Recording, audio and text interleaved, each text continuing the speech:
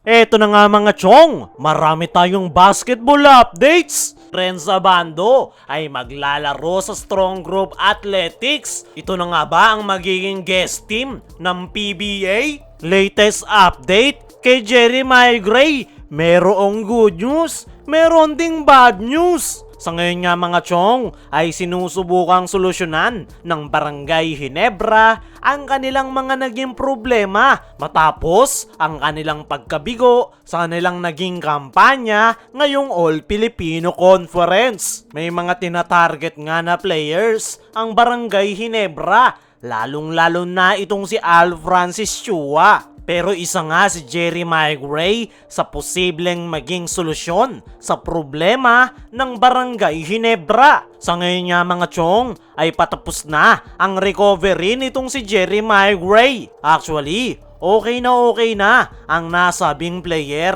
Hindi lang ito minadali ni Coach Tim Cone at mas pinili nga nila na pagpahingahin na lang muna si Jeremiah Gray para hindi mabigla ang kanyang katawan. At ang magandang balita nga para sa kanya ay makakapaglaro na nga ito sa paparating na panibagong season ng PBA. Malaki nga ang may tutulong nitong si Jeremiah Gray sa Barangay Ginebra. Pero i-expect natin na hindi nito agad mailalabas ang kanyang laro dahil kakagaling niya lang sa injury. Pero ang masamang balita dito kay Jeremiah Gray ay hindi pa sigurado na makakapaglaro siya sa Barangay Ginebra dahil possible nga na maisama siya sa inilulutong trade ni Al Francis Chua para makakuha ng bagong player na mas mapapakinabangan ng kanilang koponan. Pero ayon nga sa mga trusted source ay ayaw pang bitawan ni Coach Tim Cone itong si Jeremiah Gray. Tanging si Al Francis Chua lang ang nagsasuggest kay Coach Tim na i-trade na nila ang nasabing player.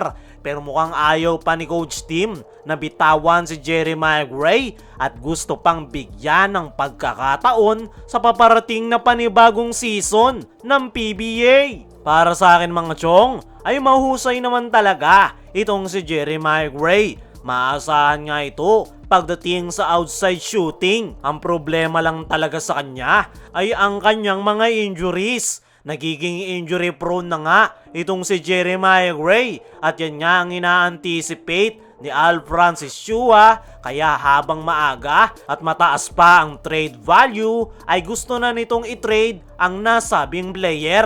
Sa ngayon nga mga chong ay mukhang gusto pang bigyan talaga ni Coach Tim Cone ng last chance si Jeremiah Gray bago nila desisyonan kung iti-trade nga ba nila ito sa ibang koponan. Para sa akin mga chong ay mas magandang ikip ng Barangay Ginebra itong si Jeremiah Gray. Napakalaki nga ng potensyal nito. Talagang hindi niya lang nailalabas ang kanyang laro dahil sa kanyang mga natatamong injuries. Kung gagalaw man ang Barangay Ginebra, mas magandang si Maverick Ahanmisi na lang ang kanilang i-trade dahil hindi talaga ito bagay sa kanilang sistema. At kung ako ang papipiliin sa pagitan ni Jeremiah Gray at Maverick Ahanmisi, ay mas pipiliin ko pa si Jeremiah Gray dahil mas buo nga ang loob nito at walang takot na tumira at mag-drive to the basket. Yan nga yung kagandahan kay Jeremiah Gray. Kahit meron itong history ng mga injuries ay hindi pa rin ito takot na umatake. Hindi gaya ni Maverick Ahanmisi,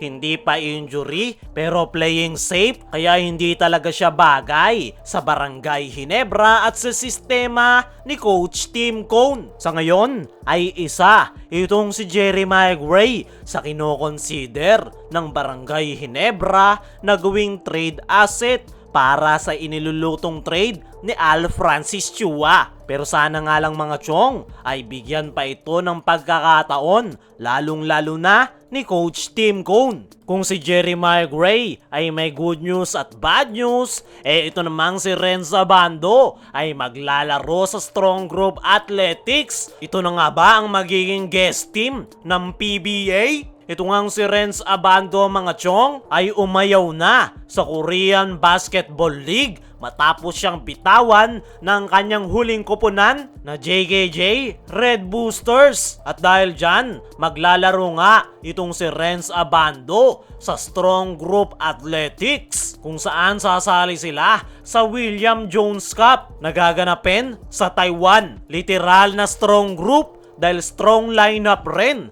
ang kanilang nabuo kung saan makakasama dyan ni Renz Abando, si Silan Chongson, Chris Macolo, RJ Abarientos, Kiefer Rabena, Angelo Kwame, Renz Abando at Jordan Heading. Mas malakas nga ang lineup na yan kumpara sa last lineup ng strong group na pinamunuan ni Dwight Howard. Para sa akin mga chong, itong kasalukuyang lineup ng Strong Group Athletics ang magandang gawing guest team ng PBA dahil panigurado magiging malaki ang interes ng mga Pilipino basketball fans sakaling pumasok itong Strong Group Athletics bilang guest team ng PBA next season. Kung matatandaan nyo, nabanggit ni Al Francis Chua meron na silang kausap na koponan na magiging guest team next season. Wala ngang binanggit si Kume Marshall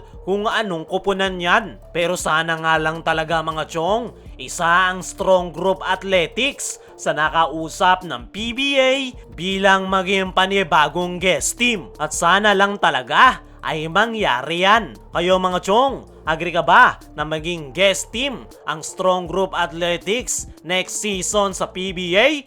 I-comment mo lang dyan sa ibaba.